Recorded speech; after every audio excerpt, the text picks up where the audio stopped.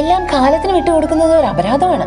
പണ്ട് മക്കളോട് കാർക്കശ്യം പുലർത്തിയിരുന്ന അപ്പൻ പേരക്കുട്ടികളോട് വല്ലാത്ത വാത്സല്യം കാണിക്കുന്നു. ചെറുപ്പത്തിന്റെ ചോരച്ചൂടലിൽ തിളച്ചു മറിഞ്ഞിരുന്നയാള് വാർദ്ധക്യത്തിൽ എല്ലാറ്റിനോടും മൃദു സമീപനം പുലർത്തുന്നു.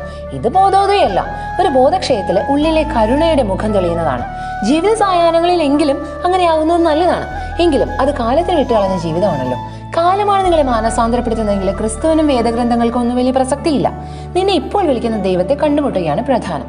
Gentle Christ of Geneva or the gentleman Saint എന്നൊക്കെ അറിയപ്പെടുന്ന സെയിന്റ് ഫ്രാൻസിസ് ഡി സെയിൽസ് ദൈവത്തിന്റെ സ്വപ്നങ്ങൾ സാക്ഷാത്കരിക്കാൻ ഒരു ലോയറായി കുടുംബ പാരമ്പര്യം നിലനിർത്തുമെന്ന പാരന്റ്സിന്റെ പ്രതീക്ഷ തെറ്റിച്ചവൻ.